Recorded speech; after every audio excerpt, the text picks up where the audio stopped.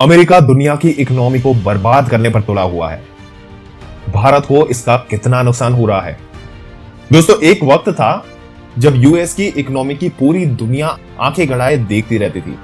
इस तरीके से अमेरिका जो है ये नई ऊंचाइयों को छूकर अर्थव्यवस्था में और डेवलप्ड कंट्री हो गया या अंडर डेवलप्ड कंट्री हो, सारी कंट्री यूएस इकोनॉमी को अपने स्टैंडर्ड मानती थी।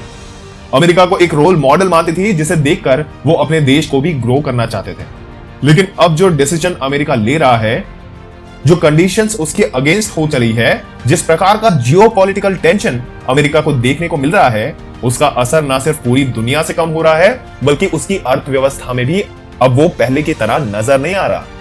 इनफैक्ट कुछ गलती अमेरिका ने ऐसी कर दी है कि पूरी दुनिया की इकोनॉमी अभी संकट पे है।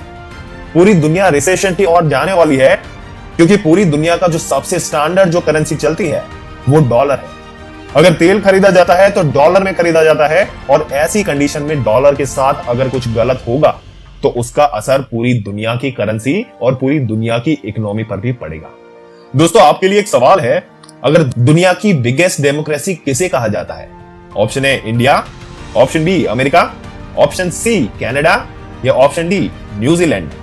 दोस्तों, सवाल और ऑप्शन देखकर आपको समझ में आ ही गया होगा और हर बार की तरह इस बार भी हम आपको इस सवाल का जवाब इस वीडियो के माध्यम से देने वाले हैं।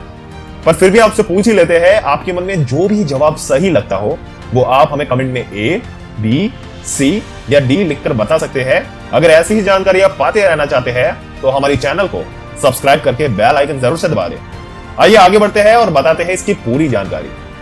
दोस्तों, सबसे पहले आपको बता दें कि यूएस डॉलर की वैल्यू थोड़ी कम होती जा रही है। एक्सपर्ट की माने तो किसी देश की परचेसिंग पावर को यह चेक किया जा सकता है कि ये क्या सच में उसकी करेंसी अपनी वैल्यू खो रही है। अगर इंटरनेशनल लेवल पर उपलब्ध जानकारियों को देखें तो 1933 से अभी तक 2022 तक यूएस की डोमेस्टिक परचेसिंग पावर कई प्रतिशत तक कम हुई है। लेकिन ऐसा नहीं है कि दुनिया के दूसरे देशों की करेंसीज ऊपर उठ गई। ना ही इसका यह मतलब है कि यूएस डॉलर की वैल्यू कुछ कम होने से बाकी देशों की currency in future US dollar के बराबर हो पाएगी। ऐसा नहीं होगा क्योंकि बाकी देशों की करेंसी भी नीचे जा रही है और अपनी वैल्यू खो रही है। कुछ हद तक इन सब चीजों से पूरी दुनिया की इकोनॉमी पर प्रभाव पड़ रहा है। दोस्तों, इस सब की वजह से दुनिया के ज्यादातर देशों में महंगाई भी बढ़ रही है। भारत में भी और इंटरनेशनल मार्केट में भी अब वर्ल्ड इकोनॉमी जो इतनी गड़बड़ा गई है उसका कारण कहीं ना कहीं अमेरिका को बताया जा रहा है। अब क्यों अमेरिका को इस बात का दोषी ठहराया जा रहा है वो हम आपको बताते हैं। दोस्तों, अगर किसी कंट्री की इकोनॉमी को समझना है तो उसके लिए हम M1 यानी मनी सप्लाई को भी देखना जरूरी है। M1 मनी मतलब किसी देश के पास जो पैसा लिक्विड फॉर्म में है। अब ये लिक्विड फॉर्म में कौन सा पैसा होता है? दोस्तों, जैसे आप जब आपका पैसा फिक्स डिपॉजिट या सेविंग जैसे तरीकों से बैंक में जमा करते हैं, ये आपकी लिक्विड मनी है। ये पैसा अब नेशनल लेवल पर जमा करके रखा जाता है। मतलब कोई देश जब इस तरह सेविंग रखता है तो इसे देश का लिक्विड मनी बोलते हैं या M1 मनी बोलते हैं। अगर किसी देश को अपनी M1 मनी सप्लाई को बढ़ाना है तो उसे नए नोट छापने पड़ेंगे। दोस्तों, इंटरनेट पर इसके रिगार्डिंग बहुत सी न्यूज आपको मिलेगी जिससे यह कंक्लूड किया जा सकता है कि यूएस को सबसे ज्यादा नोट छापने पड़ रहे हैं। उसने सबसे ज्यादा M1 सप्लाई किया है तो सप्लाई ज्यादा हुई है तो जाहिर है कि वैल्यू कम होनी चाहिए। महामारी की वजह से सभी देशों को M1 सप्लाई ज्यादा करनी पड़ी और उनकी कंट्री की वैल्यू भी कम हुई और यूएस की भी कम हुई थी। दोस्तों, यहां तक तो सब सही है, लेकिन दोस्तों यूएस ने ऐसा डर्ट गेम खेला कि अपनी करेंसी की वैल्यू पर पड़ने वाले प्रभाव को कम करने के लिए वर्ल्ड इकोनॉमी को भी ले डूबा।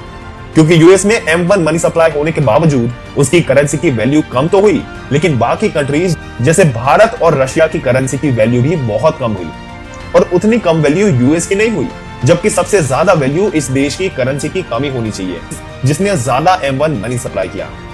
अब देखते हैं यूएस ने क्या खेल खेला। दोस्तों, IMF के डेटा के अनुसार यूएस ने सबसे ज्यादा डेट यानी कि उधार दिया है। जैसे भारत, चाइना और रशिया सब लेते हैं उधार ऐसे ही, लेकिन बाकी देश जो लेते हैं वो उनसे सूद समेत वापस लौटाना पड़ता है। मगर अमेरिका के साथ ऐसा नहीं हुआ। दुनिया की बिगेस्ट डेमोक्रेसी अमेरिका को वो डेट चुकाना नहीं पड़ेगा। यानी इन केस अगर कोई और देश उधार की जगह से मुसीबत में पड़ जाता है तो वो उस देश के अकेले की प्रॉब्लम है। मगर अब यूएस डेट की वजह से मुसीबत में है तो वो पूरी दुनिया की प्रॉब्लम बन जाती है, क्योंकि अमेरिका के पास है रिजर्व करेंसी और किसी भी देश की करेंसी रिजर्व करेंसी नहीं है। ये एडवांटेज सिर्फ यूएस को मिला हुआ है। रिजर्व करेंसी वो करेंसी होती है इसे विश्व स्तर पर व्यापार और लेन देन के लिए इस्तेमाल किया जाता हो। अगर कोई दो देश आपस में ट्रांजैक्शन करते हैं तो वो यूएस डॉलर में एक दूसरे को पे करेंगे। तो यूएस का इस चीज पर पूरा कंट्रोल है, ये कितने डॉलर उसे बनाने और कितने डॉलर विड्रॉ करने और उसे खुद कितने पैसे उठाने हैं या अपने देश के लिए कितने डॉलर से प्रिंट करने हैं, उसका कंट्रोल भी खुद यूएस के पास ही है। इसका मतलब यह हुआ कि पूरी दुनिया के फाइनेंशियल सिस्टम पर भी यूएस का पूरा कंट्रोल है। दोस्तों, आपके क्या विचार है इस मुद्दे के बारे में? अपने विचार हमें कमेंट करके जरूर बताइएगा।